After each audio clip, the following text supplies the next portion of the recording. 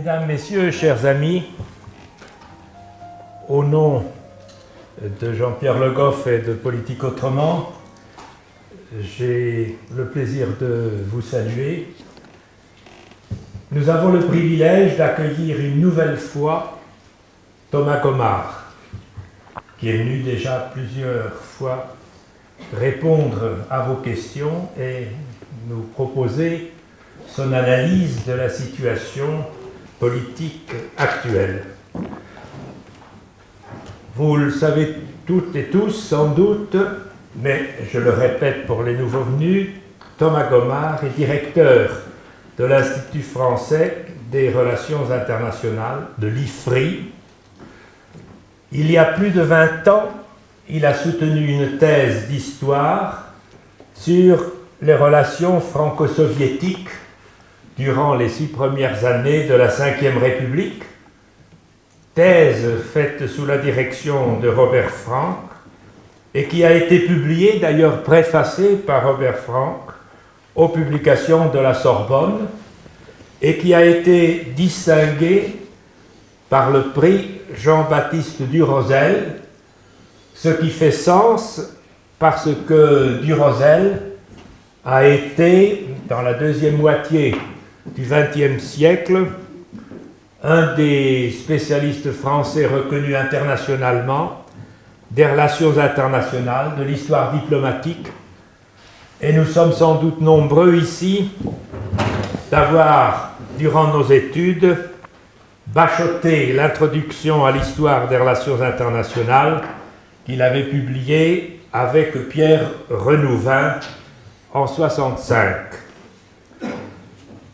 Après sa soutenance, Thomas Gomard a assez rapidement intégré l'Institut français des relations internationales, un centre de recherche, un laboratoire d'idées, fondé en 1979 par Thierry de Montbrial, un peu sur le modèle des think tanks anglo-saxons. Et depuis 1915, Thomas Gomard dirige. Qu'est-ce que j'ai dit? Quelle longévité! Depuis 2015, il dirige, excusez-moi, ça vous tiendra éveillé, cet institut.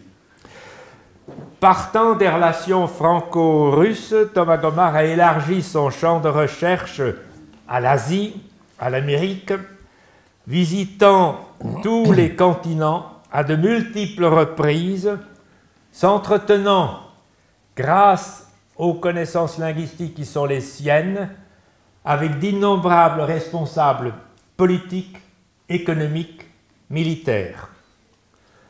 Son ambition, percer les mécanismes et éventuellement les règles, s'il y en a, qui sont à l'œuvre dans les équilibres et surtout les déséquilibres mondiaux.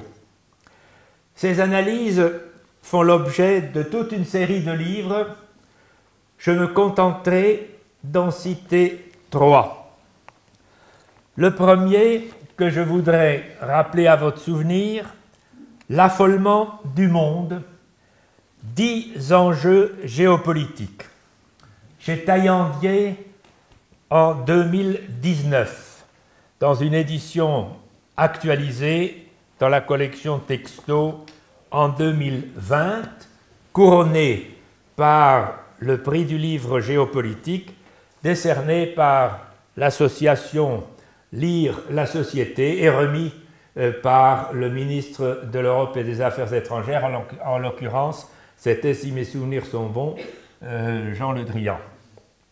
Dans cet ouvrage, Thomas Gomard se saisit, comme l'indique le sous-titre, de 10 dossiers chauds, comme par exemple la Chine à la conquête de la première place mondiale, ou encore la résurgence de la Russie, ou encore l'Europe déboussolée.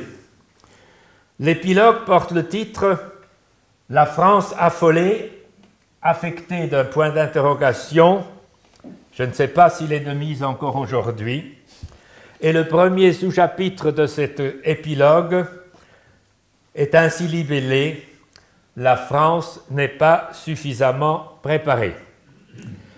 6 ans après la publication de ce livre, il me semble que les sujets abordés n'ont rien perdu de leur actualité. Ce premier livre a encore été écrit avant le Covid. Le Covid qui a rebattu les cartes assez largement, et le Covid dont il est déjà question dans le deuxième livre que je veux vous rappeler, Guerres invisibles, nos prochains défis géopolitiques, publié, et les dates sont importantes, en janvier 2021.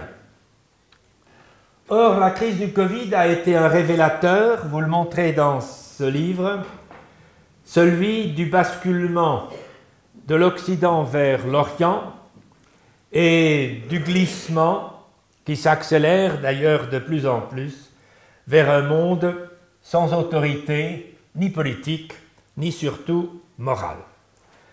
Et comme dans le livre précédent, vous accordez une place importante, la plus importante peut-être, à l'affrontement sino-américain, en pointant entre autres les problèmes de la transition énergétique à travers, et là je cite les expressions que vous utilisez dans vos têtes de chapitre, la guerre aux déchets et la guerre des déchets. En vous penchant par-delà les conflits visibles sur ceux qui le sont moins, voire qui sont occultés, la course à la numérisation, la course au contrôle de l'espace, la course au renseignement. Et vous terminez à nouveau par un chapitre consacré à la France, intitulé « La France en quête d'une grande stratégie ». Là aussi, on a l'impression de lire un chapitre du récent livre de notre ministre des Armées. Le livre a paru donc en janvier 21 et la quête d'une grande stratégie, en effet, continue. Le troisième livre, et qui est celui qui va être un peu au cœur de notre entretien, c'est l'accélération de l'histoire. Vous noterez le glissement des termes. On va de l'affolement à l'accélération. L'accélération de l'histoire, les nœuds géostratégiques d'un monde hors contrôle. Chez Taillandier, en 24. Cette fois-ci, la focale se déplace plus résolument vers l'est, puisque le livre est né à bord de la frégate la Lorraine, en pleine mer de Chine, et que le premier chapitre est consacré à Taïwan, enjeu par excellence de la rivalité entre la Chine et les États-Unis, et dont la technologie, notamment des puces, est cruciale, y compris pour l'Europe. Vous montrez surtout à quel point ce sont les flux des matières premières et des marchandises qui déterminent la géopolitique. C'est donc pas seulement Taïwan, mais le détroit de Taïwan qui est au cœur de votre analyse. Ce n'est pas Hormuz, mais c'est le détroit d'Hormuz. Et troisième exemple, le détroit du Bosphore. Grâce à des cartes fort instructives, vous montrez à quel point le contrôle des voies de navigation détermine la reconfiguration des équilibres et des déséquilibres planétaires. D'où, si vous le voulez bien, ma première question, et je vous invite à y répondre brièvement, un quart d'heure, 20 minutes si vous voulez bien, vous prêtez à cet exercice. Quels sont les principaux traits de cette reconfiguration, puisque nous sommes passés, comme je viens de le dire, de l'affolement du monde à l'accélération de l'histoire?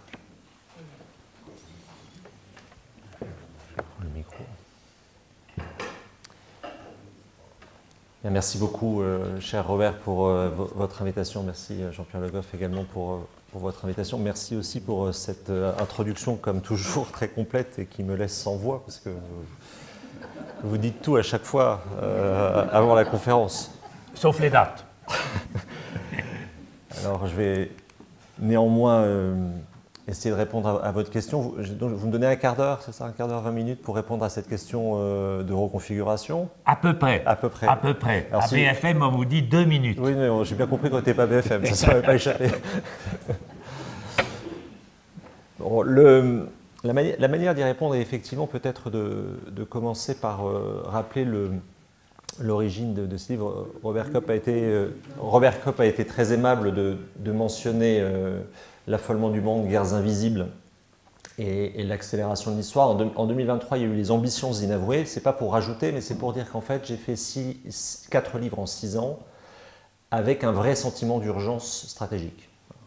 Le point de départ personnel, c'est que j'ai participé aux travaux de la revue stratégique de 2017 qui avait été demandé à la ministre des Armées de l'époque, Florence Parly, par le président de la République, et qui devait servir de cadrage stratégique à la loi de programmation militaire actuelle.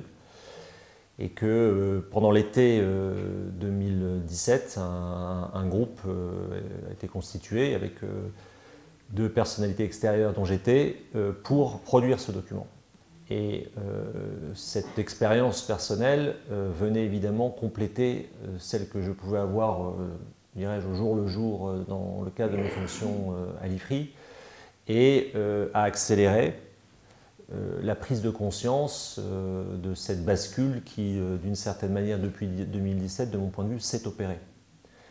Et ce sentiment d'urgence stratégique, je ne le ressentais pas à la fois dans mes contacts avec les dirigeants d'entreprise.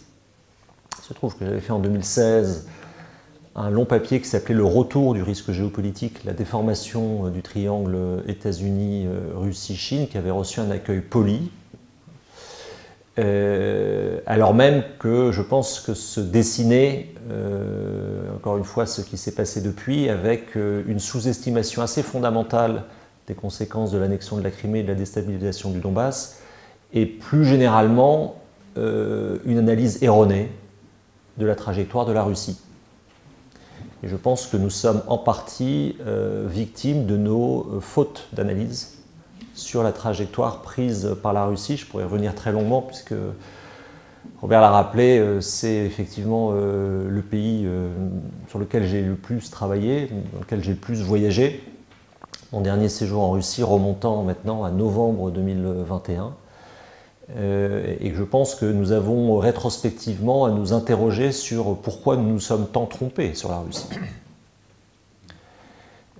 Il y a là des raisons à la fois intellectuelles très profondes, il y a des raisons politiques, il y a également des raisons médiatiques, il y a des intérêts économiques qui expliquent la grande difficulté, et je pense que cette grande difficulté persiste à apprécier correctement le dessein russe. L'autre élément d'expérience personnelle, c'est qu'effectivement, le dernier est beaucoup plus fin que les autres, parce que je l'ai écrit entre juillet 2023 et novembre 2023. Effectivement, en rentrant d'un embarquement sur la Lorraine en juillet 2023, en embarquant à Manille et en étant débarqué à Singapour, qui a été une expérience tout à fait fondatrice, dans la mesure où on a tous beaucoup lu sur la mer de Chine, mais que quand on y va, on se rend compte que c'est déjà une zone d'opération militaire où toute action provoque une réaction militaire, et que par ailleurs, sur un plan plus géoéconomique, quand on navigue en mer de Chine, on voit à quel point c'est une artère, et désormais l'artère principale du commerce international, ce qui permet aussi de prendre conscience de l'effet de périphérie, d'une certaine manière, aujourd'hui, qui est celle de l'Europe. Périphérie relative, mais enfin périphérie néanmoins. Et à un moment, le pacha, capitaine de vaisseau Bagot, a décidé d'accélérer, c'est-à-dire de naviguer à 27 nœuds pendant 12 heures, ce qui est très éprouvant pour l'équipage. Un tiers de l'équipage a été très malade, dont votre serviteur. Pour 3 raisons principales. La première, c'était de devancer un typhon. La deuxième raison, c'était de semer un bateau chinois qui marquait la Lorraine depuis la sortie de Manille. Et la troisième, c'était de se rapprocher le plus rapidement possible d'un ravitailleur américain, étant entendu que la mer de Chine n'est pas une zone OTAN et que donc les procédures pour ravitailler sont non pas inventées, mais ne sont pas du tout processées comme elles peuvent l'être dans un cadre OTAN. Et donc cette décision, évidemment très tactique, très ordinaire, m'a frappé parce que j'ai vu, alors c'est évidemment un truc d'écriture, mais j'ai vu une manière de mettre en relation trois grandes questions sur lesquelles je travaille depuis l'affolement du monde, c'est-à-dire à la fois, même si je ne confonds pas la météo et le climat, les enjeux environnementaux, la relation évidemment à la Chine et ce qu'est un système d'alliance dans une zone qui n'est pas couverte par ce système d'alliance. L'accélération de l'histoire, pour un historien, c'est un peu un lieu commun, c'est-à-dire c'est une facilité de langage. Tous les historiens vous diront que la période qu'ils étudient est une période de rupture et de transition sans laquelle on ne peut rien comprendre, et que comme ils y ont passé beaucoup de temps et qu'ils l'ont observé de très près, effectivement, ils ont toujours l'impression qu'il s'y est passé beaucoup plus de choses que la période étudiée par leurs collègues. Donc c'est un peu un lieu commun. Néanmoins, je pense que cette impression d'accélération, nous la partageons tous désormais, et en particulier depuis le 20 janvier dernier avec l'investiture du président Trump, puisque nous sommes au fond aujourd'hui face à une politique internationale qui fonctionne comme un feuilleton quotidien. On se réveille le matin et on prend la bordée de tweets nocturnes qui nous expliquent quels vont être les tarifs, quel va être le prochain territoire annexé ou quelles seront les attentes par rapport au président Zelensky. Je prends trois exemples que je pourrais évidemment démultiplier. Et c'est tout à fait nouveau dans la manière, au fond, de raconter ou de se raconter le système international. Je pense que c'est ça qui est en train de changer fondamentalement. Avec une instantanéité sur des questions très structurelles qui est extrêmement difficile à analyser et qui est en train d'épuiser nos capacités d'analyse au détriment peut-être d'un effort plus important à consacrer sur les enjeux idéologiques. Je pense que nous avons complètement sous-estimé, avec la réélection de Donald Trump, complètement sous-estimé la vague idéologique qu'il a portée au pouvoir, sur laquelle évidemment on pourra revenir.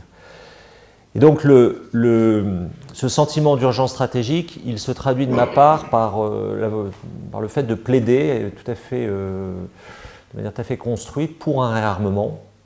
Non pas, n'y voyez pas un militarisme déplacé, mais je pense l'impression qu'il faut vraiment convaincre l'opinion, peut-être moins d'ailleurs l'opinion que la classe politique, de la gravité de la situation.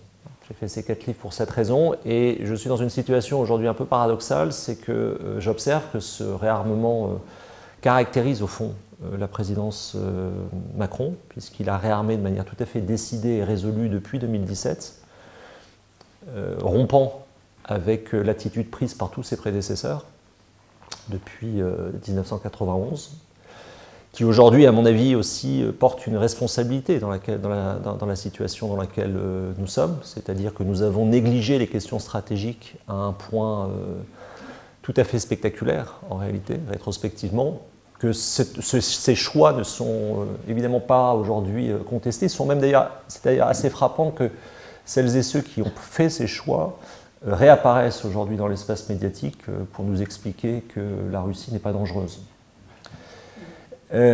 C'est assez troublant, pour tout dire. Et donc, cet aspect de désarmement structurel, évidemment, nous renvoie à des périodes historiques que nous connaissons, c'est qu'on ne rattrape jamais un désarmement structurel en période de crise aiguë, comme celle que nous sommes en train de traverser.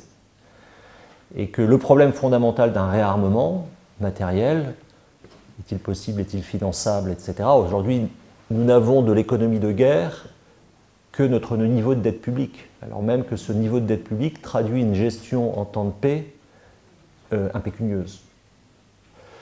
Donc c'est une situation extrêmement inconfortable, d'autant plus inconfortable qu'à mon sens, cet effort de réarmement ne s'accompagne pas d'un effort de réarmement intellectuel. Je ne parle pas de réarmement moral, qui est une particularité auprès des militaires, mais tout simplement de réarmement intellectuel dans l'effort d'analyse à produire pour comprendre ce qui se passe.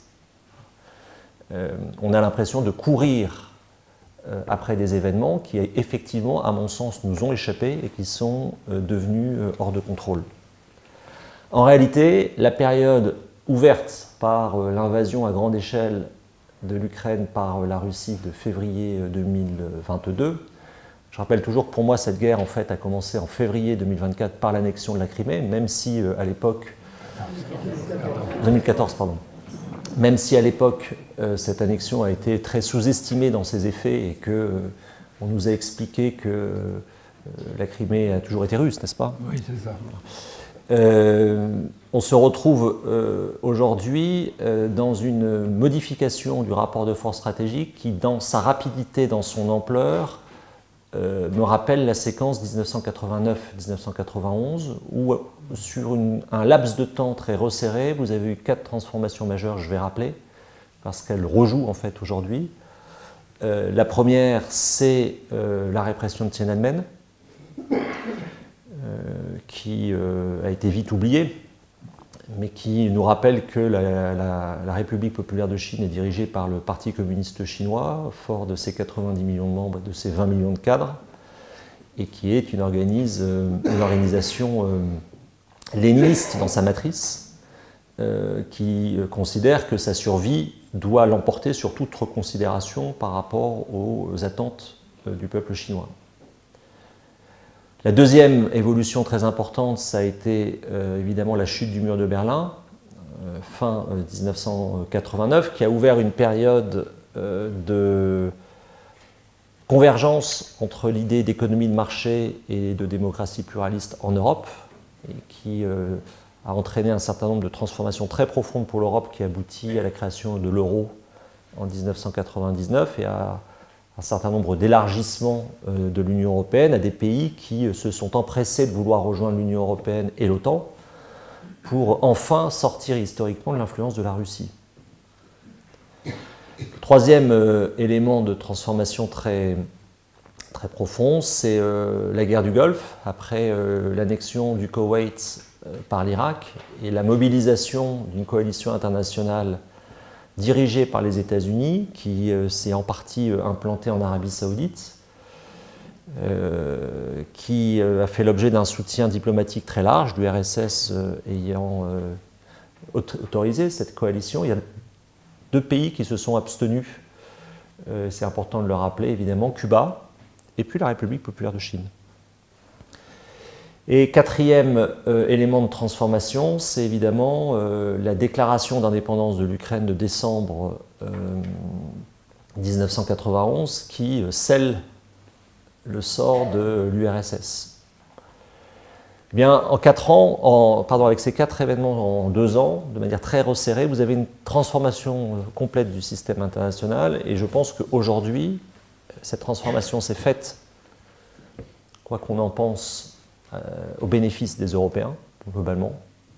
Et je pense que la transformation qui s'annonce depuis février 2022 se fait au détriment des Européens, de manière assez évidente, dans la mesure où nous sommes aujourd'hui dans une configuration où la perspective de sortie de guerre en Ukraine, perspective à mon sens encore lointaine, est conçue par 2 protagonistes, la Russie de Vladimir Poutine et les États-Unis de Donald Trump, comme devant se faire sans les Européens.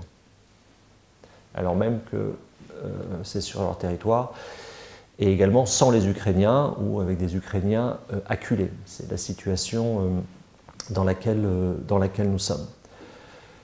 Donc voilà comment je peux essayer de répondre à votre question, cher Robert. Je peux aller plus loin, si vous le souhaitez, sur l'identification des 5 accélérations que j'ai essayé de...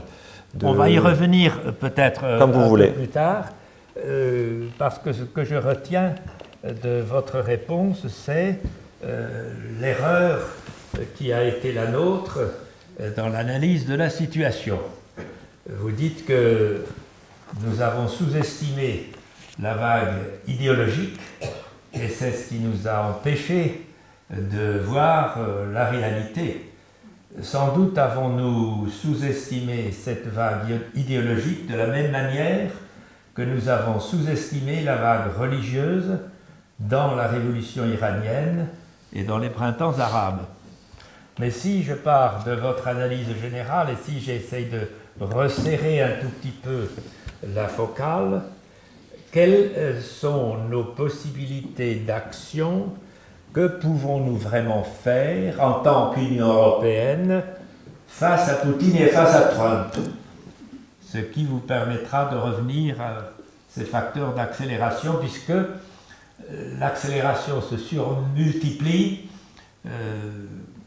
Chez Poutine, on a l'impression que le but qu'il s'est fixé est clair et n'a pas varié depuis des années, pour ne pas dire des décennies, alors que chez Trump, ça semble changer toutes les demi-heures.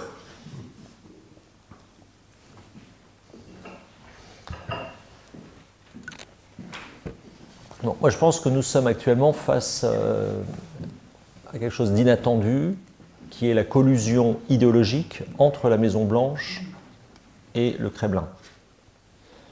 Il se trouve que j'ai... Oui, voilà, je ne sais pas si c'est mieux. Donc je disais que de mon point de vue, nous sommes face à une collusion idéologique entre la Maison-Blanche et le Kremlin.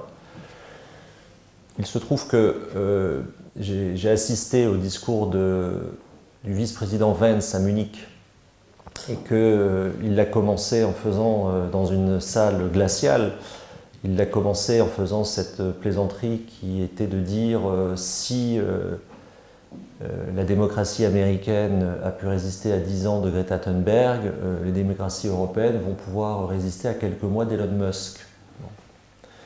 Ce qui traduit fondamentalement un mépris pour les Européens parfaitement affiché, une explication selon laquelle les problèmes rencontrés par les Européens sont avant tout des problèmes internes liés aux flux migratoires et que de ce point de vue-là, la menace russe est très exagérée d'un point de vue exprimé par le vice-président Vance, et que par ailleurs, ce discours s'est accompagné d'un geste politique extrêmement fort, puisqu'il a choisi de rencontrer le leader de l'AfD et de ne pas rencontrer le chancelier Scholz, tout en ayant une commémoration à Dachau. Ce qui évidemment crée un trauma en Allemagne considérable.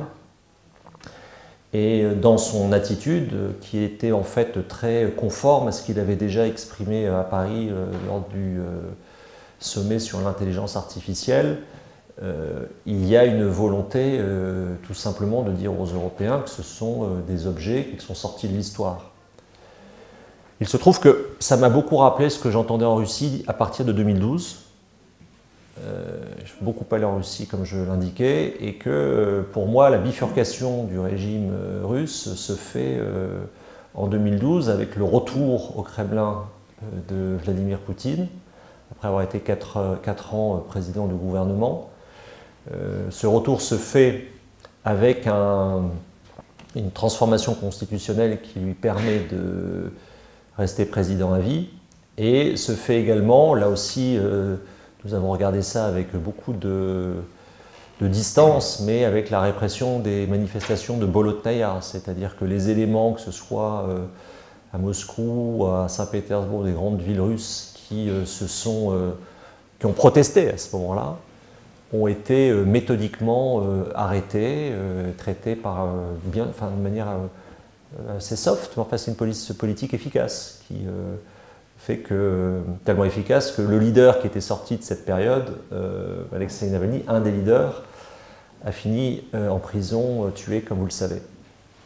Donc la bifurcation est ancienne, et cette collusion idéologique, aujourd'hui, je la vois en fait converger sur 3 points principaux. Le premier, c'est ce mythe des hommes forts. Qui dit homme fort dit au fond président à vie. Et en ce sens, il y a déjà une convergence entre Vladimir Poutine et le président Xi. Je ne sais pas si le président Trump va tenter quelque chose. Enfin, je note déjà dans son entourage des voix expliquant que son génie est tel qu'il doit évidemment continuer à s'exercer au-delà de 2028. Mais c'est au fond cette idée qu'il y a des hommes exceptionnels qui méritent que les principes habituels politiques ne soient plus suivis. Il y a un deuxième élément, c'est cette notion de sphère d'influence, l'idée selon laquelle ces trois grands pays peuvent décider pour les autres parce que ce sont des États continentaux, ou comme dirait aujourd'hui le discours officiel de la Russie, un État-civilisation, et que donc, voilà, avec souvent un argumentaire tordant l'histoire, mais consistant à dire la Russie a toujours exercé son influence, notamment sur l'Ukraine, par exemple, donc pourquoi ça ne continuerait pas, etc. Ou désormais des États-Unis qui expliquent que, ce qui est conforme d'ailleurs au fond de leur culture stratégique, que de Panama au Groenland, au fond, c'est le même hémisphère, qu'évidemment le Canada est un objet de cela. Donc ça se retrouve, cette notion d'influence. Je pourrais revenir sur la généalogie intellectuelle assez récente qui a présidé à cela. Je pense qu'il y a une influence dans le cas de la Russie, dans le cas de la Chine, très intéressante à expliquer post-mortem de la part de quelqu'un comme Henry Kissinger. La manière dont Henry Kissinger est instrumentalisé, a été repris au fond dans l'argumentaire diplomatique et de la Russie et de la Chine. Et puis il y a un troisième élément qui me semble en réalité le plus important, c'est l'affairisme. C'est-à-dire que, en termes de richesse personnelle, Elon Musk ne peut se comparer qu'à Vladimir Poutine. Et qu'on est, à mon avis, rentré dans une ère où la politique internationale est une succession de deals, pour le président Trump, et une manière unique de pouvoir s'enrichir dans des proportions considérables pour soi, pour son clan. Alors ça, c'est déjà très clair quand on suit la Russie depuis 2000, mais ça va le devenir, à mon avis, aussi de plus en plus dans le cas des États-Unis. Alors que peut faire l'Union européenne face à cela? D'abord, je ne répondrai pas au niveau de l'Union européenne parce que je pense que les tentatives actuelles d'essayer de ne pas complètement disparaître de la scène diplomatique s'expriment principalement aujourd'hui dans le cadre d'un rapprochement franco-britannique. Mardi dernier, 34 chefs d'état-major ont été réunis sous une coprésidence franco-britannique à Paris. Et que, là aussi, leçon de l'histoire, il n'y a pas de sécurité européenne tenable sans implication du Royaume-Uni. Donc la réponse, à mon sens, n'est pas à voir uniquement dans le cadre de l'Union européenne. Il faut également ajouter, évidemment, la Norvège, ou même le cadre, à mon avis, important désormais, c'est la communauté politique européenne. Cette idée du président Macron qui reste encore embryonnaire, mais enfin qui s'est déjà traduit par un certain nombre de sommets sur lesquels les Européens, sans les États-Unis et sans les Russes, ont des choses à se dire, voilà, et doivent, d'une certaine manière, être capables de produire leur propre sécurité. On en est très loin parce qu'on sort fondamentalement d'un système où ce qui se passe, ce changement de pied idéologique des États-Unis, si le pays qui est le moins surpris par cela, c'est le nôtre, en Europe. Parce qu'au fond, ça correspond à la culture stratégique qui correspond à la Ve République. Le principe de la Ve République, c'est un principe politico-militaire d'élection au suffrage universel du président de la République et d'acquisition de l'arme nucléaire. Le président de la République est chef des armées et à ce titre analyse, c'est lui qui décide de ce que sont les intérêts vitaux. Et qu'au fond, cet effort considérable lancé par la IVe République, mis en œuvre par la Ve République, évidemment conçu par le général de Gaulle, correspond au fond à trois idées très fortes. La première, c'est de ne jamais se retrouver dans une situation comme juin 1940. La deuxième, c'est qu'un jour ou l'autre, les États-Unis pourraient se retirer d'Europe. Et la troisième, j'aurais dû mettre la troisième avant la deuxième, c'est qu'à aucun moment, évidemment, les États-Unis n'engageront leurs intérêts vitaux pour les nôtres. Et c'est pour ça qu'il y a la dissuasion nucléaire. Et c'est ça aussi qui est en train de rejouer. Je pense que vous avez tout à fait raison de distinguer entre les pays européens et de mettre à part les puissances dotées qui sont la France et la Grande-Bretagne, puissances nucléaires, et de distinguer leur politique de celle de la Hongrie par exemple, et même de la Pologne. Mais ceux qui sont aux premières loges, si je puis ainsi m'exprimer un peu familièrement, est-ce que ce ne sont pas les pays baltes? D'où ma question, jusqu'où l'Europe, éventuellement sous la conduite de la France et de l'Angleterre, est-elle prête d'aller pour défendre les pays baltes?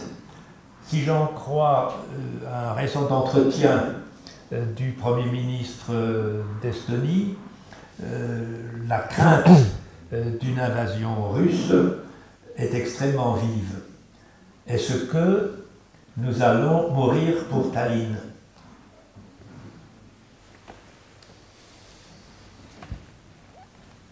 Si on n'accepte pas de considérer que le sort des Baltes nous concerne, il n'y a plus d'Union européenne, il n'y a plus d'OTAN. Donc on peut dire c'est pas grave, mais notre sécurité, nous Français, sera pas mieux assurée. Alors je vois pourquoi vous faites allusion, parce qu'évidemment ça sonne comme mourir pour Danzig, mourir pour Tallinn. Et que dans le contexte actuel, évidemment, il y a, comme les périls grandissent, la recherche de, comment dirais-je, de positions plus confortables. Mais je crois que nous ne comprenons toujours pas ce qui est en train de se passer. C'est-à-dire que ce qui est en train de se passer, c'est une Russie qui veut reconstituer, alors pas l'URSS, vous faisiez allusion au livre du ministre des Armées Sébastien Lecornu. J'avais eu un échange avec lui dans Ouest France où, en réponse, si vous voulez, à tout un discours médiatique qui nous explique qu'on n'aura jamais les chars russes à Paris. Effectivement, on n'aura jamais les chars russes à Paris. Parce qu'il y a d'autres moyens de faire la guerre. Mais on peut être vaincu sans être occupé. On peut être défait sans être envahi, en fait. Ouais.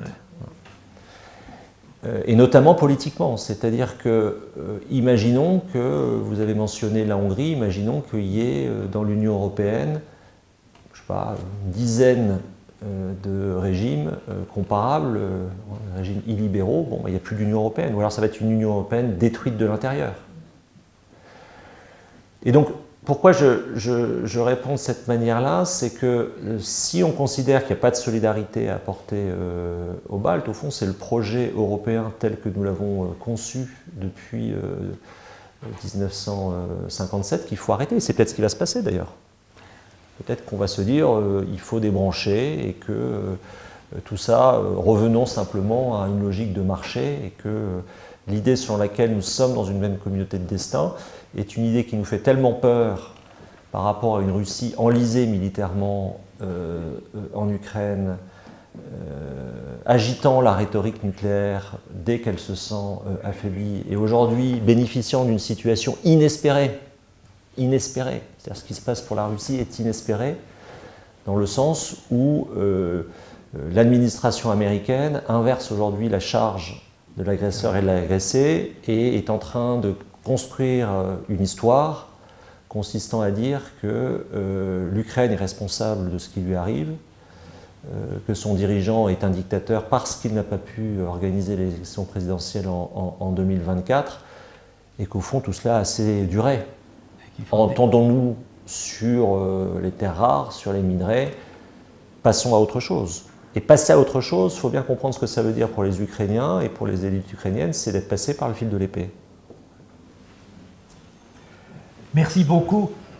vous nous avez donné quantité d'éléments de réflexion. Je crois que le moment est venu d'ouvrir la discussion vers la salle et je prends tout de suite les premières questions.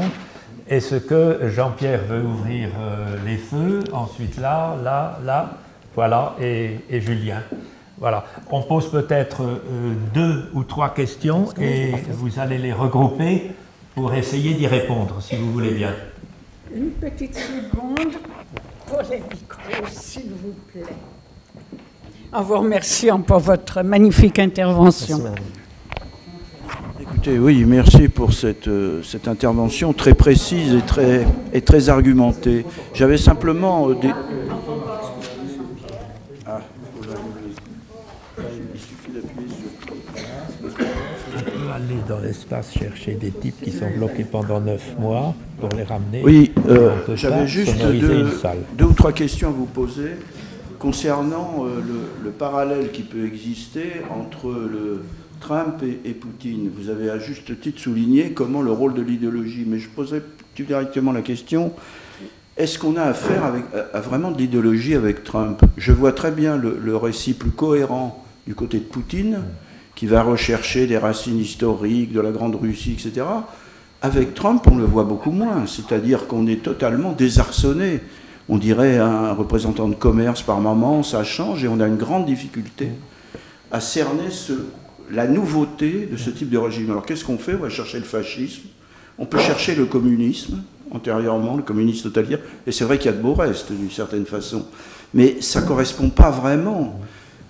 Donc je ne sais pas comment vous voyez la différence. Je vois bien l'idéologie se former du côté de Poutine, mais j'ai plus de mal à le voir. J'ai l'impression plutôt d'un affaissement d'une démocratie, plutôt qu'une idéologie de reconstruction et d'une nouvelle société. C'est l'impression que j'ai. Deuxième et dernier point, j'aurais aimé avoir votre point de vue sur cette notion de guerre civilisationnelle, parce qu'on en a parlé à un moment donné, là on en parle beaucoup moins, je pense à Netanyahou qu'on a parlé, mais pas simplement.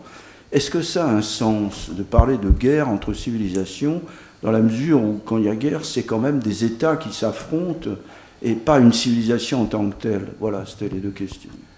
On va prendre une deuxième et puis une troisième, et peut-être faut-il se lever et se tourner vers la caméra pour poser la question. Bonjour, j'avais une question sur la Chine. J'avais une question sur le rôle de la Chine, étant donné les liens qui se sont considérablement accrus, les liens économiques entre la Russie et la Chine depuis la guerre en Ukraine. Est-ce que la Chine ne peut pas jouer un rôle de contrepoids, de frein par rapport aux ambitions russes? J'aurais une précision à vous demander, en complément de ce que disait Jean-Pierre.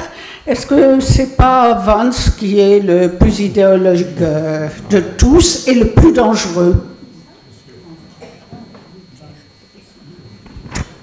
Oui, en complément et par rapport à la question précédente, peut-être compléter votre exposé fort synthétique sur la situation du monde et ses différents protagonistes. Moi, je pense à l'Inde, vous n'en avez pas du tout parlé. Or, il me semble qu'il y a là peut-être un allié possible pour l'Europe, qui actuellement est quand même assez dépourvue d'alliés en dehors du continent. Voilà. On va s'arrêter là une première fois. Bien, merci beaucoup pour vos questions. Alors, sur l'aspect idéologique, Madame a apporté la réponse que je voulais apporter à Jean-Pierre Le Goff. Ah ben non, c'est très bien, au contraire. Parce que bon, il y a 2 niveaux de réponse. D'abord, Donald Trump a été réélu. C'est une victoire pas massive, mais c'est une victoire nette. Pour reprendre la formule d'un éditorialiste du Financial Times, les Américains avaient le choix entre un procureur et un repris de justice. Ils ont choisi le repris de justice en sachant qui ils élisaient. Donc ça correspond à un mouvement très profond de la société américaine. Je pense qu'il est réélu en 2024 sur un discours futuro-identitaire, c'est-à-dire que la partie identitaire, on la voit bien, le MAGA s'adresse aux déclassés de la mondialisation, Mais la grande différence entre 2024 et 2016, c'est qu'il a fait basculer de son côté la tech. Et donc il a intégré un discours futuriste, là aussi assez conforme à la culture américaine de nouvelles frontières, et notamment par ce compagnonnage très surprenant avec Elon Musk, qui nous explique qu'il faut aller sur Mars, qui nous explique au fond que voilà, il faut sortir du système Terre d'une certaine manière, et qui a désormais un poids tout à fait considérable dans l'administration américaine, puisqu'il est chargé du Doge, et notamment a accès aux données de manière très très surprenante en termes de tout simplement de séparation des pouvoirs. Donc on est dans une situation, voilà, un discours, je dirais, futuro-identitaire. La question que je me pose, c'est qu'on voit assez bien la manière dont ce discours est importé en Europe, on voit bien la dimension identitaire, les forces politiques qui le reprennent, qui se réclament ouvertement du trumpisme ou au contraire qui s'en éloignent. En revanche, en Europe, on n'a pas d'incarnation de ce discours futuriste. Ça, c'est un constat, je pense, important à faire, parce qu'il répond à des aspirations très profondes du peuple américain, à aussi toute une organisation politico-technologique, le rôle de la Silicon Valley. C'est quand même très très frappant de voir le changement de pied, le changement très rapide de pied du business américain entre des positions traditionnellement démocrates et l'acceptation de l'administration Trump, qui s'explique à mon sens par quelque chose qu'il ne faut jamais négliger. Vous faisiez allusion, Jean-Pierre Le Goff, au fascisme, mais il y a quelque chose moi, qui me frappe beaucoup aux États-Unis en ce moment, c'est la peur. La peur. Et les effets de purge, je ne suis pas du tout surpris par le fait que les purges commencent par les armées, puisqu'en fait, il y a eu une réaction extrêmement vive de Donald Trump à l'attitude adoptée par le général Milley, qui a rappelé à la fin de son mandat que les militaires américains sont loyaux par rapport à la Constitution et pas par rapport au président, et que dès l'entrée en fonction de l'administration Trump, le portrait du général Milley a été enlevé. Donc ça, c'est la première couche. La deuxième couche, c'est effectivement la personnalité de J.D. Vance, et plus largement, à mon sens, c'est ce à quoi je faisais allusion en disant un épuisement de capacité analytique et une prise en compte insuffisante de la vague idéologique, l'influence de J.D. Vance et de son entourage. Alors, pour dire les choses très rapidement, le livre de J.D. Vance est un livre très intéressant parce qu'on voit le déclassement précisément du socle électoral MAGA, un petit gars des Appalaches, mère toxicomane, élevé par ses grands-parents. Ils sont deux dans sa classe, dans sa classe au départ à aller jusqu'au bac. La méritocratie américaine au centre où il s'engage encore des Marines. Il ne va pas dans une unité combattante, mais il est journaliste, il fait un tour en Irak et il se rend compte de l'absurdité de cette guerre. Comme il a servi, il peut faire des études supérieures, il fait la fac à l'université de l'Ohio, il se retrouve à Yale, études de droit, et il rencontre, par l'intermédiaire de son épouse, Peter Thiel, lequel est fasciné par un personnage clé dans son parcours intellectuel qui s'appelle René Girard. Et Peter Thiel et René Girard, organisant à Stanford un séminaire qui s'appelle Démocratie et Apocalypse en 2004. Donc derrière ça, vous avez, quand vous lisez les textes de Thiel, une référence très fréquente au désir mimétique, aussi une vision du monde qui est une vision, en fait, un anarchisme de droite extrêmement prononcé. Il faut construire une ville en Polynésie. C'est ça, il y a une fondation où le projet c'est de construire des villes dans les océans, pour échapper à la dictature des États. Ça, c'est très construit. Et c'est construit idéologiquement par des gens disposant de capitaux considérables. Et cette dimension-là, à mon avis, a été tout à fait sous-estimée dans l'aspect préparatoire. Et quant à J.D. Vance, il faut lire, outre son livre, notamment le texte où il explique sa conversion au catholicisme, là aussi avec des références à Tocqueville, à Saint-Augustin, à Tocqueville, à René Girard, et évidemment un catholicisme très civilisationnel. C'est pas le catholicisme du pape François, pour faire simple, c'est pas tout à fait la même lecture. Voilà, je pourrais prendre d'autres exemples, mais là on est en train de découvrir en fait toute cette production idéologique qui, à mon avis, vous avez raison, ne correspond pas à Trump en tant que tel, mais est dans son entourage, et surtout dans un entourage qui se prépare à l'après-Trump. Et donc c'est une évolution du Parti républicain qui est aujourd'hui complètement anesthésié par le discours trumpiste, mais au-delà, c'est une idéologie qui est produite dans certaines universités, qui est aussi extrêmement en réaction par rapport à ce qu'on appelle trop rapidement le wokisme, etc., mais qui, à mon avis, va bien au-delà, si vous voulez, de l'aspect simplement MAGA. On va reprendre d'autres questions. J'ai pas fini les questions, mais voilà. je vais répondre. Ce que vous amenez comme information, bon, j'en avais en partie, c'est très intéressant, mais ma question, est-ce que ça forme cohérence? C'est-à-dire, est-ce qu'on n'a pas à faire pour l'instant, puisqu'on ne sait pas du tout ce que ça va devenir. En fait, qu'est-ce qui fait l'unité de tout ça, entre le catholicisme, les délires un peu de la post-humanité, on a une espèce de congruence, mais on voit, quand on parle d'idéologie, enfin moi j'ai un peu l'idée d'idéologie, ça forme un tout cohérent. Or, je crois quand même que jusqu'à présent, ça ne veut pas dire du tout, on ne sait pas ce qui va se passer, mais est-ce que ça ne ressemble pas plus à un patchwork? Et ce qui fait l'unité, c'est Trump, bizarrement, autour de sa personne. On voit que c'est une unité qui peut peut-être être fragile, mais c'est sur cette notion d'idéologie. Ouais, j'ajouterais l'argent. Je pense que c'est la fascination pour l'argent aussi, qui est un élément très, très important. Alors pour répondre plus rapidement sur guerre civilisationnelle, bon, guerre civilisationnelle évidemment, tout de suite on pense au livre de Huntington, Le choc des civilisations, hein, qui dessinait 8 grandes civilisations, qui était une sorte de modèle d'analyse pour dire au fond la conflictualité va passer, c'était la réponse à Fukuyama en fait. Ouais. Voilà, bon. Donc ça c'est un débat assez bien connu. Ce qui est intéressant dans cette notion de guerre civilisationnelle, c'est la manière dont la Russie, désormais dans sa production doctrinale, se présente comme un État-civilisation. Donc c'est pas un État-nation, c'est un État-civilisation, ce qui évidemment permet d'avoir des contours très flous. Ça commence où, ça s'arrête où, une civilisation comme la civilisation russe? Évidemment, ça peut commencer en Ukraine, ça peut aller jusque dans les pays baltes, ça peut aller d'une certaine manière jusqu'aux russophones d'Israël. Bon.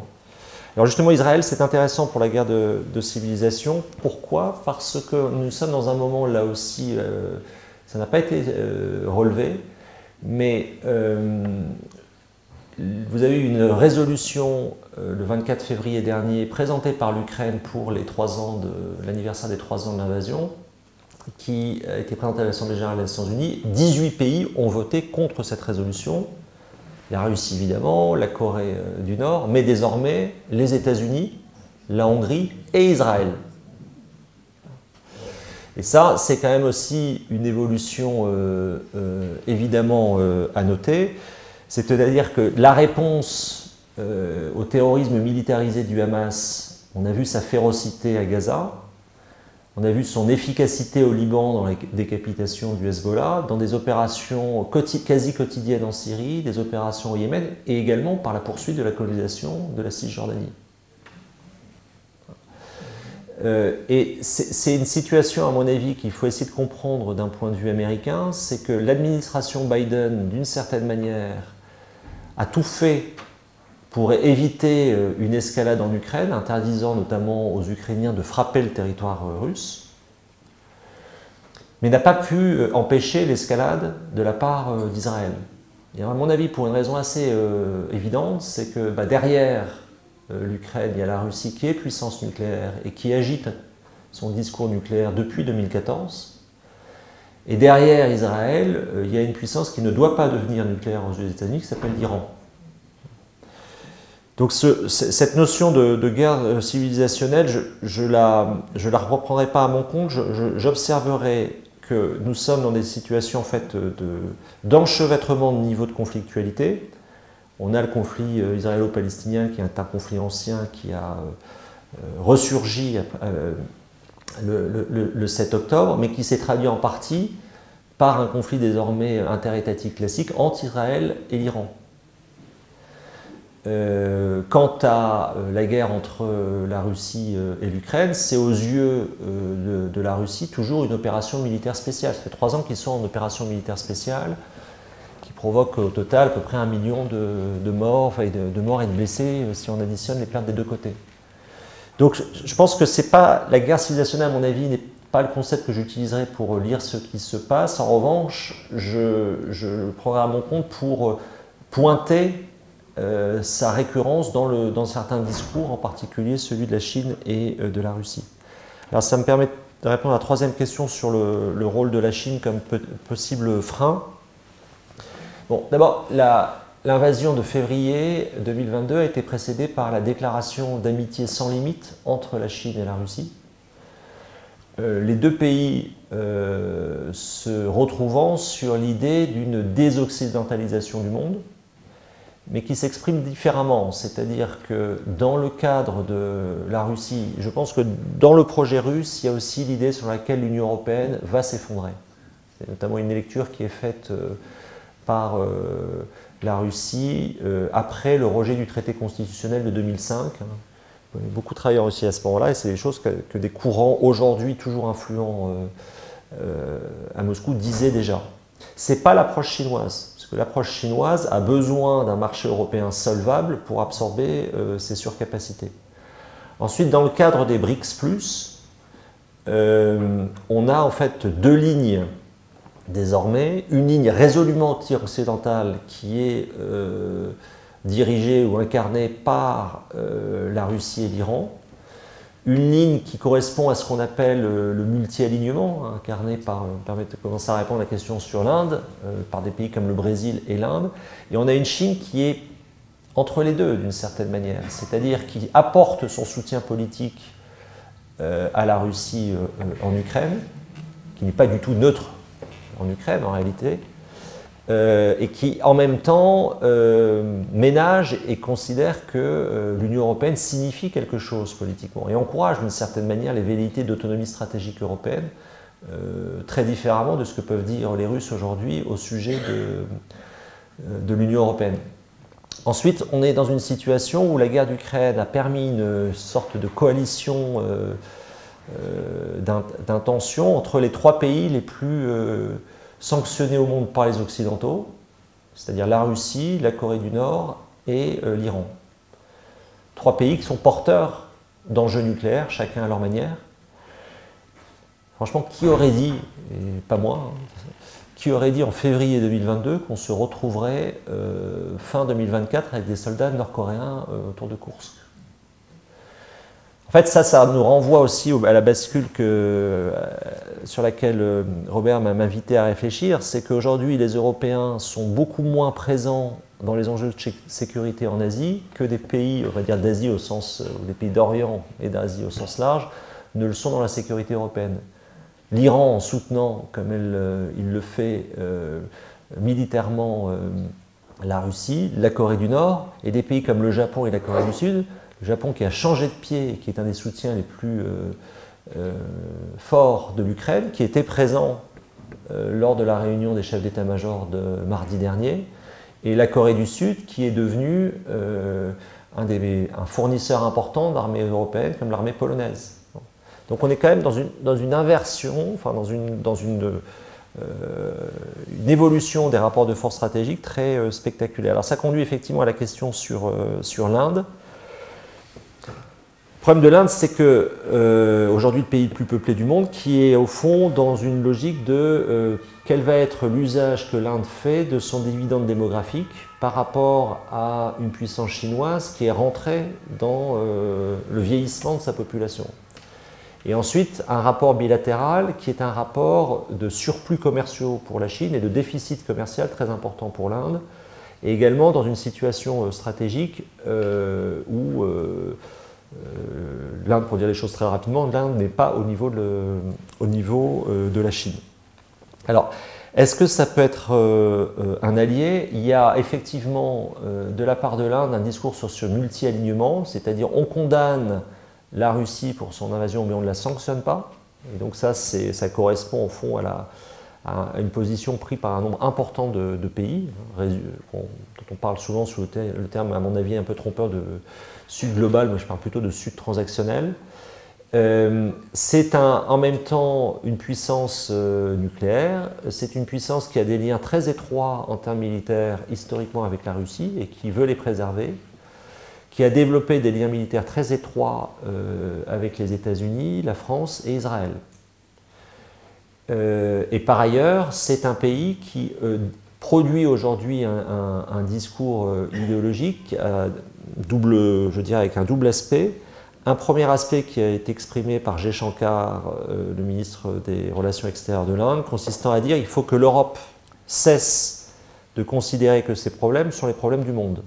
La guerre d'Ukraine est un sujet périphérique et parfaitement secondaire pour le reste du monde. Premier élément. Et le deuxième élément, alors c'est pas exprimé au niveau officiel, mais j'y ai droit fréquemment dans mes échanges avec mes collègues indiens dans l'univers des instituts de recherche. C'est un discours produit par l'Inde consistant à dire mais que font la France et le Royaume-Uni comme membre permanent du Conseil de sécurité? C'est plus à eux d'y être d'une certaine manière au regard de l'évolution du monde. Donc c'est aussi une ambition indienne sur le plan idéologique, un nationalisme extrêmement fort, hein, aussi une évolution du régime de Narendra Modi qui se fait notamment par un discours aussi très hostile à la communauté musulmane dans certaines provinces de l'Inde, qui rend, à mon avis, tout à fait nécessaire un travail beaucoup plus sérieux sur la trajectoire de l'Inde. Est-ce qu'il ne faut pas, en termes d'alliance, c'est pas le terme que privilégient les Indiens, qui préfèrent parler, de multi-alignement, donc précisément de ne pas être contraints par un système d'alliance trop rigide, et qui préfèrent parler de partenariat stratégique. Et nous sommes d'ailleurs partenaires stratégiques de l'Inde. Ça a été une des grandes intuitions de la diplomatie de François Mitterrand au début des années 80. On va prendre une série d'autres questions. Oui?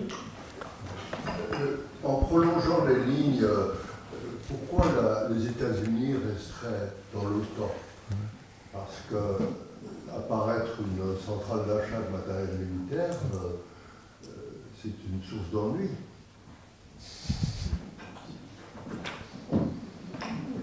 Oui. Julien, tu... Voilà, Jacques.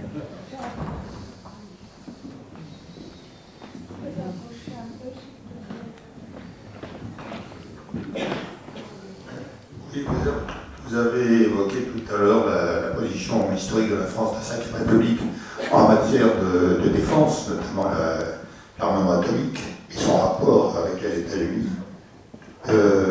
J'ai le souvenir d'une intervention ici, d'une conférence de Tunisie par le général Lecourt il y a 2 ans, en février 23, si je me souviens bien. C'est grosso modo 1 an après le début de la guerre en Ukraine, et qui nous disait, enfin j'ai retenu 2 choses. La première, c'est qu'il y avait un concept qui s'était développé dans les années 90 de l'armée de la paix, et que, à son avis, c'était une erreur historique. Les armées sont faites pour faire la guerre, pas pour faire la paix. Et deuxième chose qui m'avait frappé, que j'en retiens encore, c'est que le stock d'obus en France n'était pas suffisant pour faire les manœuvres. Alors, la question est la suivante. Oui, j'avais aussi une référence à ce que disait Robert tout à l'heure. Pourquoi faut-il mourir pour des avions français, l'armée française, patrouille actuellement en Estonie. C'est-à-dire que l'Estonie n'a pas l'armée française, les Estoniens n'ont pas d'armée d'air, donc c'est notamment les Français qui interviennent. Alors, ma question est la suivante. Pensez-vous que, actuellement, et je dirais même depuis quelques semaines, pensez-vous que les autorités françaises sont actuellement mobilisées, enfin, pleinement conscientes d'un changement de la situation historique?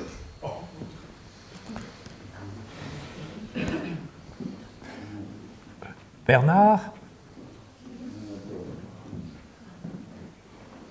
Il faut vous rapprocher du micro, s'il vous plaît. Il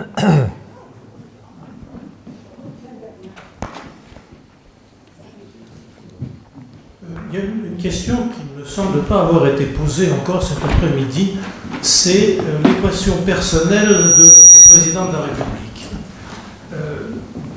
Le citoyen ordinaire que je suis, qui cherche à s'informer, a été extrêmement souvent dérouté, troublé par des prises de position que je qualifierais d'un peu ondoyantes. Ça semble s'être atténué ces derniers temps, et il y a une question qui va avec cette interrogation. Mais est-il bien entouré? À plusieurs reprises, j'ai eu le sentiment qu'il ne choisissait pas très correctement ses collaborateurs. Quand on prend des voyous comme conseiller de sécurité, ça crée des doutes chez moi. Voilà, alors donc ça fait deux questions, son entourage et sa position réelle. Et là, sur votre droite...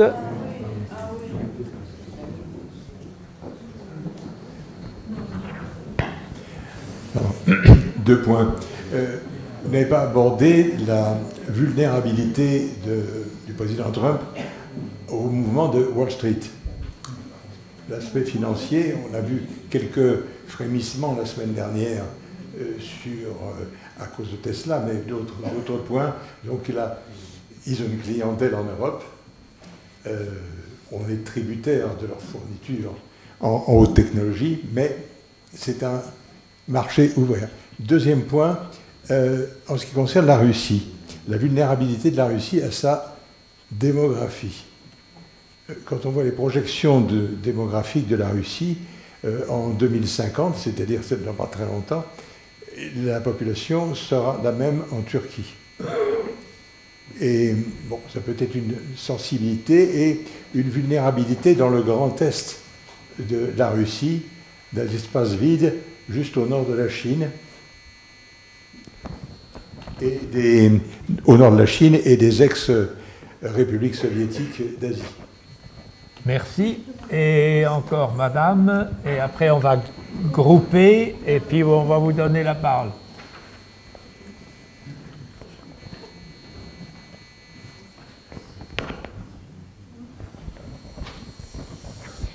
Oui, ce que j'ai compris de ce que j'ai écouté, c'est qu'il y a une sorte d'encerclement de la France et de l'Europe, un petit peu de force hostile. Et je voudrais savoir comment vous situez la menace islamiste dans ce contexte. Voilà, alors on va essayer de répondre et après vous continuerez. Merci beaucoup pour ces questions simples.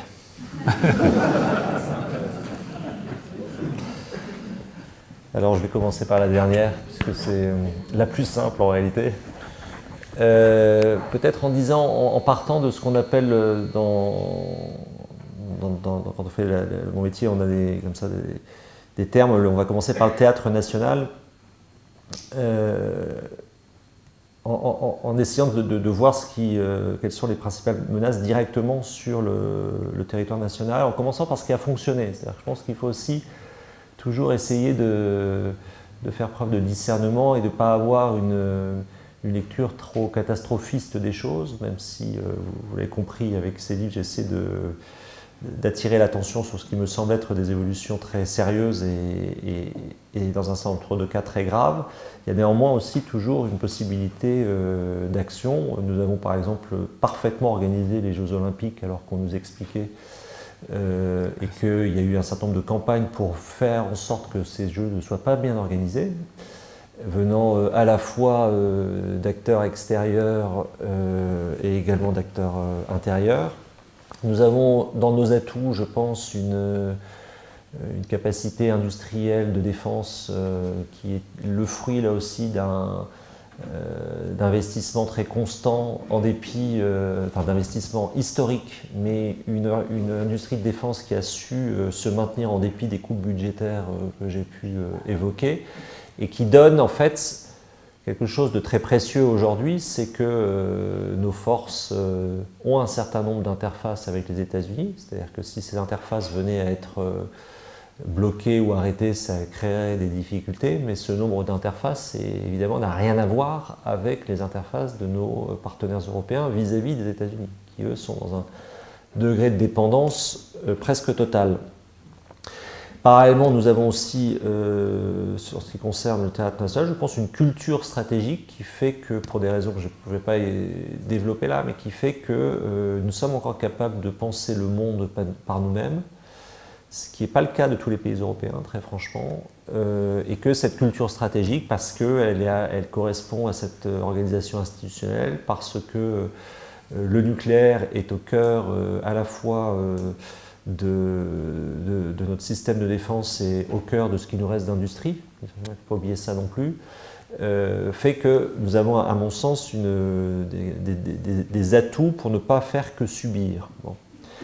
Alors maintenant, sur les menaces qui pèsent sur le territoire national, vous avez eu de mémoire 9 attentats déjoués en 2024, 4 attentats réussis, donc à Mulhouse, à Apt, j'ai oublié les 2 autres. L'inquiétude sur la menace terroriste islamiste, c'est 2 choses. D'abord, alors des attentats qui sont souvent commis de manière individuelle par des individus très jeunes. C'est-à-dire que dans les dernières personnalités, vous avez beaucoup de mineurs. C'est une manière de dire que la menace terroriste islamiste n'a pas disparu. Elle n'a pas été projetée jusqu'à présent depuis la bande sahélo-saharienne, qui est devenue un point de fixation du djihadisme mondial. Elle a été projetée historiquement depuis la zone Syrie-Irak par l'intermédiaire des opérations de Daesh et d'Al-Qaïda. Et elle est aujourd'hui, d'une certaine manière, générée sur notre propre sol par des individus qui s'approprient le discours djihadiste, se radicalisent par eux-mêmes et passent à l'acte selon des procédures, enfin des manières de faire assez bien comprises d'une certaine manière. Donc ça persiste. Il ne faut pas du tout le minorer. C'est néanmoins, à mon sens, le débat politique, si vous voulez, consistant à dire la menace islamiste est plus importante que la menace russe ou que la menace russe est plus importante que la menace islamiste, ce à quoi on a le droit depuis notamment l'intervention présidentielle, n'a pas tellement de sens pour moi. D'abord, il faut observer qu'il y a des effets de bord entre tous les théâtres. Hein. Nous avons une relation très ancienne entre l'Algérie et la Russie, notamment pour la construction des services de sécurité algériens, également dans le domaine gazier. Cette relation avec la Russie n'est pas exclusive de la part de l'Algérie qui diversifie tous ses contacts. Ça, c'est au niveau étatique. Ensuite, nous avons une Russie qui a très bien utilisé la présence française dans le Sahel pour la détourner, qui a notamment donné comme conseil au Niger, une fois la junte arrivée au pouvoir et soutenue par l'avatar du groupe Wagner, de réouvrir le flux migratoire, c'est-à-dire qu'il y a une instrumentalisation qui s'est observée là, qui s'était observée aussi en Biélorussie. Donc, ce que je veux dire par là, c'est que vous avez c'est pas l'un ou l'autre, ça peut être l'un et l'autre. Et qu'ensuite, je pense que la réalité, j'ai fait une intervention devant la commission de la défense mardi dernier, c'est d'essayer en fait de présenter la menace sur les 4 flancs. C'est-à-dire, on est très focalisé sur le flanc est avec la menace russe, très focalisé sur le flanc sud avec la menace islamiste ou plus largement ce qu'on appelait auparavant l'arc de crise, c'est-à-dire ces pays qui vont de la Mauritanie jusqu'à l'Afghanistan. Je pense qu'il faut ajouter désormais le flanc ouest, dans le sens où on a une évolution de notre principal allié, qui, ça me permet de commencer à répondre aux questions suivantes, qui fait un choix de renversement d'alliance, d'une certaine manière, ou c'est peut-être un peu trop fort encore, mais de collusion idéologique, comme je le disais, au détriment des Européens. Il y a également un front nord, qui a évolué récemment avec une Baltique qui désormais est devenue une Baltique avec 2 nouveaux pays membres de l'OTAN qui sont sortis de leur neutralité, c'est-à-dire la Finlande et la Suède. Ce sont quand même des pays, j'y ajoute la Pologne et la Lituanie, qui envisagent aujourd'hui de sortir de la Convention d'Ottawa sur les mines antipersonnelles. C'est quand même un indicateur de la dangerosité qu'ils éprouvent à leurs frontières. Et sur le front nord, quand on voit le front nord, c'est aussi la route arctique, donc les enjeux liés au Groenland. On a un pays des États-Unis qui explique à un pays de l'Union européenne, le Danemark, qui est le plus atlantiste de tous, en fait, qu'il n'a plus grand-chose à faire au Groenland.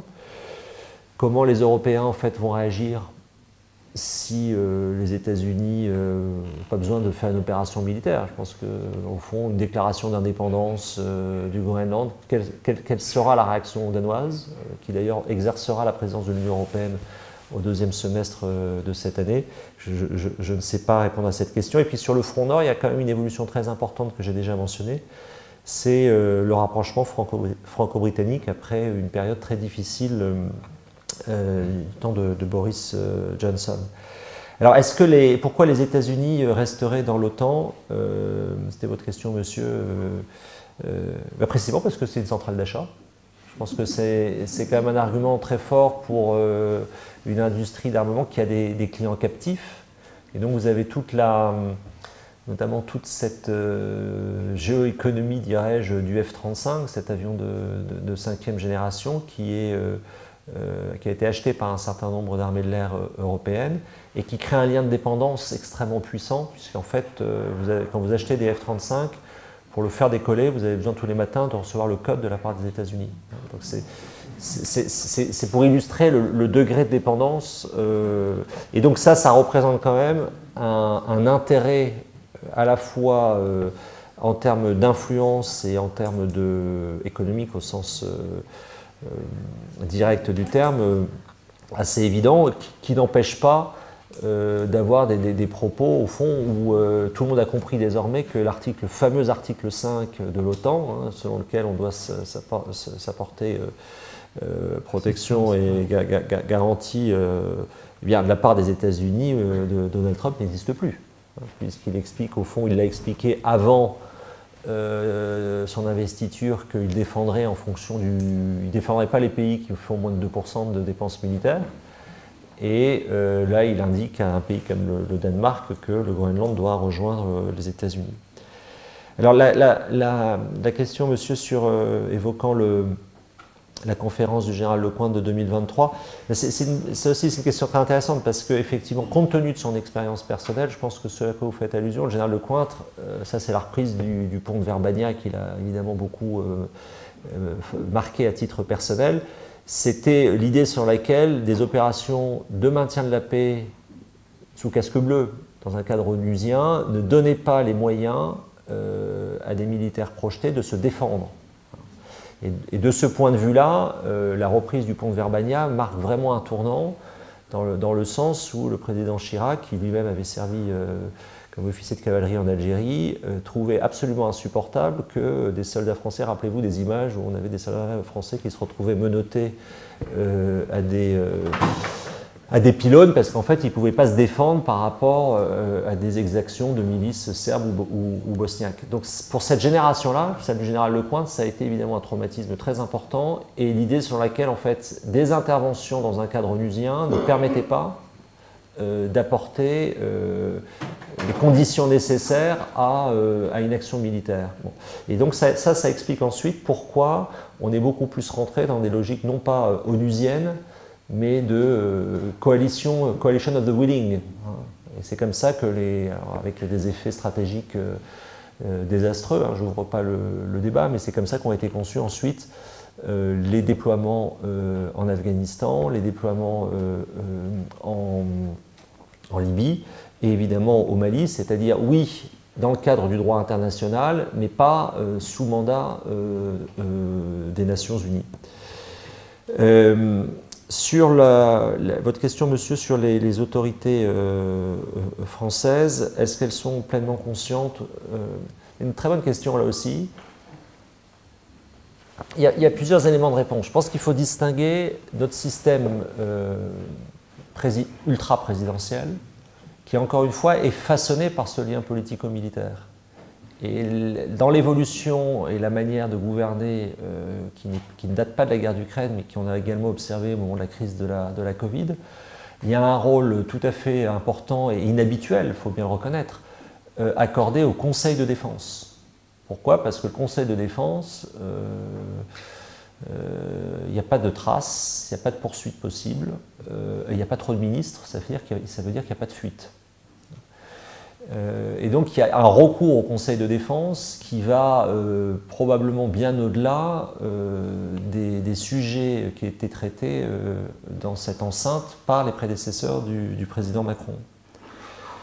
Bon, sa compréhension, moi je pense que ces déclarations montrent depuis le 28 février 2022, moi je me réfère souvent à son message aux armées du 28 février 2022, qui est un texte très court, mais qui souligne la gravité de la situation, et notamment mentionne le fait qu'il y a un arrière-plan nucléaire dans l'agression russe contre l'Ukraine. C'est formulé par le président de la République dès le 28 février 2022.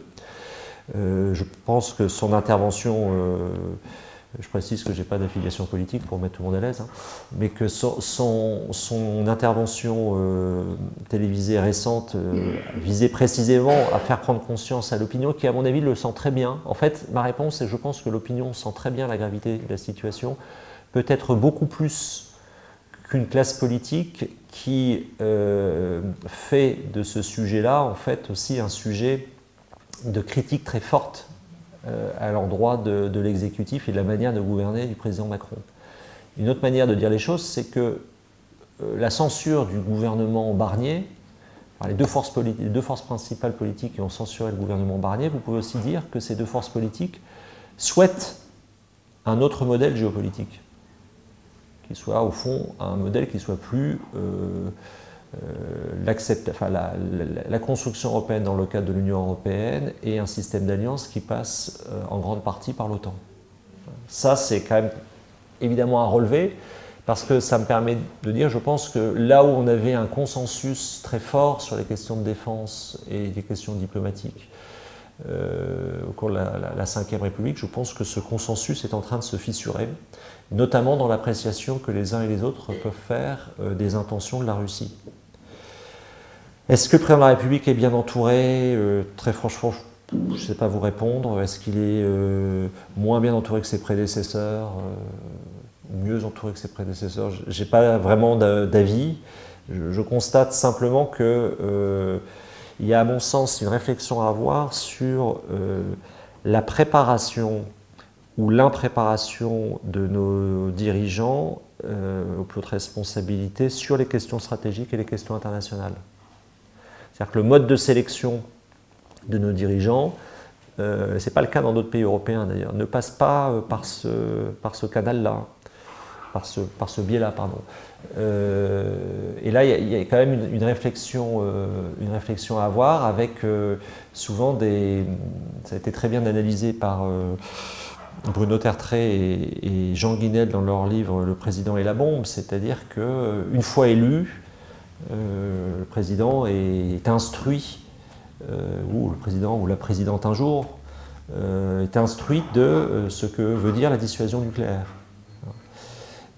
Et je pense que ce sont des choses qui méritent une préparation beaucoup plus sérieuse, parce qu'on peut ensuite se retrouver avec une crédibilité altérée. Je fais notamment référence aux mémoires du président Giscard d'Estaing, où quelques phrases, il a beaucoup affaibli la dissuasion française, indiquant quelle aurait été son attitude en cas de crise nucléaire. Donc ça, ce sont des choses, à mon avis, sur lesquelles il faut réfléchir. C'est comment, pour les plus hautes fonctions de l'État, au sens fonction élue, comment se fait cette préparation. J'ai pas de réponse, mais je pense qu'il y a un sujet très important aussi par rapport aux personnes susceptibles d'être élues à la fonction suprême dans les années qui viennent. La vulnérabilité de Donald Trump par rapport à Wall Street, Bon, ce qui est effectivement très frappant dans la phase actuelle, c'est qu'il y a quelque chose d'irrationnel de notre point de vue, c'est de voir les États-Unis, qui est une puissance impériale s'il en est, disposer de beaucoup d'attributs de puissance et les détruire. Alors, détruire USAID, arrêter écarter des scientifiques de premier plan.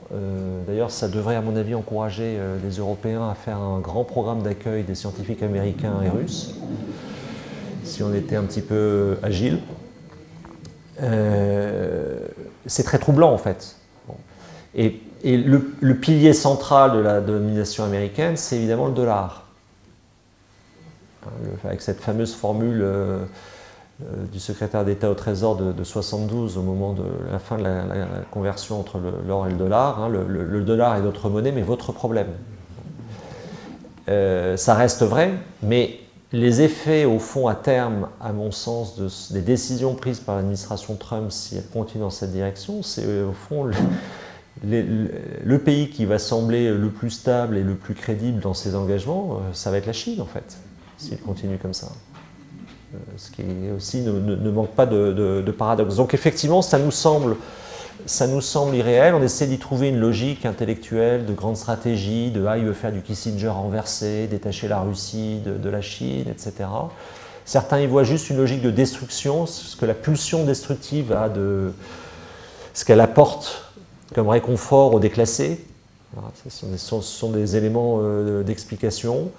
Mais il me semble, moi je pense que je ne vois pas la logique économique de mettre des tarifs et de dire qu'il n'y aura plus d'inflation. Je ne sais pas comment on fait, mais peut-être qu'en fait, ce n'est pas tellement le sujet du réel, c'est beaucoup plus le sujet de la manière dont on va raconter les choses. Et quand tous les jours, vous racontez les choses en maîtrisant d'abord très bien l'art de la communication et surtout des réseaux de communication, vous façonnez la conscience, vous entretenez peut-être un état hypnotique pour votre propre population, et vous faites croire aux autres que bah oui, c'est possible de faire la paix en Ukraine en 24 heures en indiquant que c'est l'Ukraine qui a agressé la Russie. Je pense que c'est ça le récit qu'ils vont peut-être essayer de nous proposer. Merci beaucoup. Alors, il y a une autre série de questions. Madame, voilà, allez-y. Oui, vous avez répondu à une ou deux questions que je me posais déjà, mais je voulais vous poser une question sur cette notion justement de l'Europe qui a des forces hostiles autour d'elle, avec des dirigeants dans le monde qui sont au fond des dictateurs, des hommes forts, qui, on a l'impression qu'il y a des deals entre eux. Alors, Jean-Pierre a posé tout à l'heure la question, qu'est-ce qui relie tout ça? Vous dites c'est l'argent. Et par contre, alors, pourquoi est-ce qu'au fond, sur la question des sphères d'influence, ou par exemple de choc à venir des civilisations, voire des religions, pourquoi ça est-ce que vous le voyez dans le futur, ou bien est-ce que vous pensez que décidément ça n'entre pas en jeu? Parce que on a l'impression quand même, qu'est-ce qui fait que l'Europe est tellement haïe actuellement, quand même, par l'URSS, par la Russie, par les États-Unis, par ce qu'on appelle un peu le Sud global. Qu'est-ce qui est tellement refusé au fond? Et sur les questions morales aussi, on a l'impression que ces choses-là ne se posent plus. Ça disparaît de l'espace public au profit de notions mercantiles, tactiques. Alors je ne sais pas, qu'est-ce que vous voudriez dire là-dessus?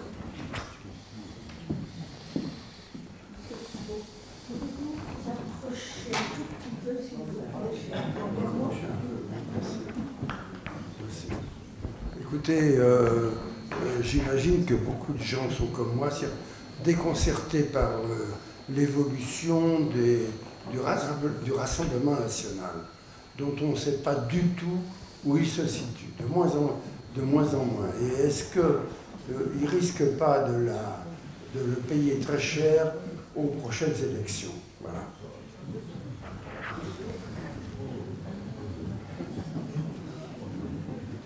D'autres... Oui.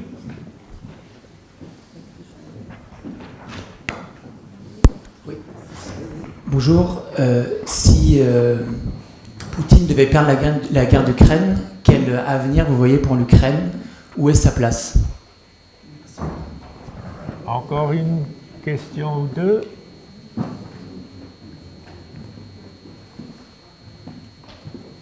Dans ce cas-là, on va clore les questions et vous donner la possibilité d'y répondre. Alors, Madame, votre question sur l'Europe AI, je pense que l'Europe, en fait, a fait deux grandes erreurs. La première a été de croire que l'ensemble du monde voulait vivre comme elle, et ensuite de croire qu'elle était à l'abri du fracas du monde, au fond, et que la paix faisait partie de l'acquis communautaire. Voilà. Donc en fait, on a compris que ce n'était pas le cas, et qu'on avait devant nous des années extrêmement difficiles à traverser. Je ne sais pas si elle est AI, je pense qu'il y a un effet effectivement de... C'était frappant à Munich, si vous voulez, parce que les représentants des pays du Golfe ou les représentants de l'Inde se délectaient du désarroi européen. C'est-à-dire, nous disaient des collègues que je connais, mais vous voyez, vous nous avez fait des leçons de démocratie pendant des années, et là vous avez le vice-président américain qui vient vous faire une leçon de démocratie telle que lui comprend ce que devrait être un système démocratique. Donc vous voyez, c'est pas très agréable d'être ainsi instruit. Voilà. Et là, il y a quelque chose d'assez profond dans cette remarque, dans le sens où je pense qu'il y a effectivement une forme, je ne sais pas si c'est de la haine, mais d'exaspération du discours moral que nous avons pu tenir sans... c'est pas tellement le fait que ce soit un discours moral, mais c'est le décalage entre notre discours moral et notre comportement ou l'absence d'exemplarité, en fait. Ça, effectivement, ça explique probablement ce degré, je ne sais pas si c'est de la haine, mais de très forte critique. Bon. Je ne sais pas si c'est de la haine parce que de manière paradoxale, il y a aussi une demande très forte de il faut ne pas être piégé par la rivalité sino-américaine. Qu'au fond, il y a un grand nombre de pays qui aspirent à une mondialisation permettant d'améliorer leur niveau de vie et pour laquelle l'Union européenne est un partenaire très important. Donc c'est pour ça que je ferai cette réponse un peu paradoxale, c'est-à-dire il y a un degré, il y a très certainement une forme de rejet dans le discours ou l'autorité intellectuelle et morale que les Européens pensaient exercer, et c'est plus le cas. Mais il y a aussi une attente d'une Europe autonome qui soit capable d'exister politiquement différemment de ce que sont les États-Unis, la Russie ou la Chine. Ça se ressent également de manière forte. Alors, où est la place de l'Ukraine si la Russie devait perdre? D'abord, je pense que je crains malheureusement que nous soyons dans quelque chose qui va durer. J'ai l'habitude de dire que quand on parle d'un conflit, c'est au moins une génération. Et je pense qu'on voilà, on est peut-être au mi-temps de la guerre, si elle a commencé en 2014. Je pense qu'il faut faire très attention dans la phase qui s'ouvre. Nous, Européens, nous considérons au fond qu'il y a les armes et puis il y a la diplomatie. Ce sont des séquences assez clairement distinctes. On dit c'est le temps de la diplomatie, etc. Ce n'est pas la conception russe du tout. La conception russe, elle est en train de reprendre, elle ne l'a jamais perdu d'ailleurs, qui était de reprendre la formule de Lénine, un kto kavo, c'est-à-dire qui va l'emporter. Et pour la Russie, c'est pour ça que votre hypothèse est assez audacieuse aujourd'hui, pour la Russie, c'est évident qu'il faut écraser l'Ukraine, faire évincer, quelles qu'en soient les modalités Zelensky, et mettre à Kiev un gouvernement qui soit favorable aux intérêts de la Russie. La grande surprise stratégique pour moi, ce n'est pas l'attitude de la Russie en fait. La grande surprise stratégique, c'est le niveau de résistance ukrainien.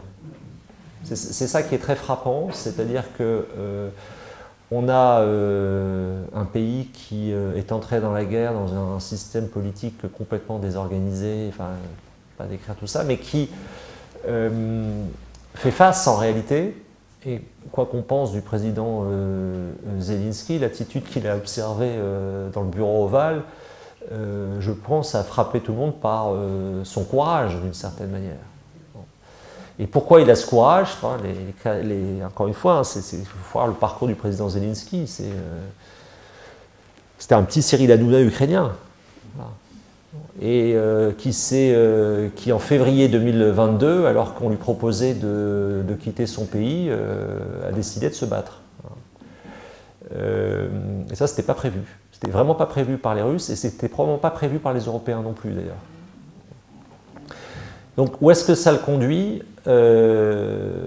Est-ce qu'il sera écarté électoralement par les Ukrainiens une fois les présidentielles tenues? C'est fort possible. Hein, ça, mais ce que ça donne sur la trajectoire de l'Ukraine, c'est que je pense qu'il y a peu de monde aujourd'hui qui peut dire que l'Ukraine n'existe pas comme nation. Et qu'à ce titre, elle a évidemment sa place en Europe. Alors, si elle rejoint l'Union européenne, chacun sait que c'est extrêmement difficile, que ça sera extrêmement difficile parce que, à la fois, pays détruit, mais surtout aussi pays qui a subi ce niveau de violence depuis 2022. Ça voudra dire quoi, la démobilisation en Russie et en Ukraine? Et puis ensuite, tout ce sur quoi insistent nos leaders politiques, notamment les effets sur la PAC, etc., qu'il ne faut pas du tout minorer, mais qui me semblent en réalité secondaires par rapport à la nécessité d'offrir un cadre de stabilité minimal pour l'Ukraine post-guerre. Et votre question, monsieur, sur l'évolution du Rassemblement national, je ne sais pas trop comment y répondre parce que ce que j'observe, c'est que Marine Le Pen s'est affichée avec Vladimir Poutine avant l'élection présidentielle, indiquant à quel point il était un modèle pour elle. Elle avait essayé de rencontrer Donald Trump en 2016 sans succès. On sent effectivement un embarras. Il y a un embarras qui n'est pas du tout partagé par l'autre partie de l'extrême droite, c'est-à-dire que le canal Zemmour-Knafo s'affiche résolument comme étant trumpiste et voyant dans le trumpisme un élément de libération des peuples, hein, pour reprendre la formule, de peuples qui seraient corsetés par la construction européenne, la bien-pensance, etc. Jordan Bardella devait intervenir, il s'est rétracté à Washington. Donc en fait, il y a deux choses à dire. Je pense qu'il y a un inconfort, mais ce qui est frappant, c'est la recherche par ces mouvements politiques de modèles étrangers. Eh bien, cher Thomas Gomard, il me reste à vous remercier à la fois de votre exposé ou de vos exposés successifs et aussi des réponses que vous avez bien voulu apporter aux questions des uns et des autres, des unes et des autres.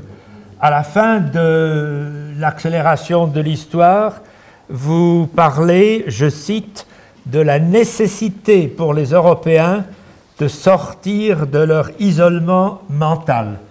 Grâce à vous, nous avons peut-être fait un petit pas dans la bonne direction.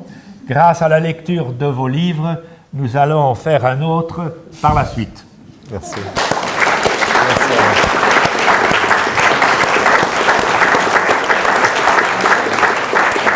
Vous voulez que je la continue? Oui.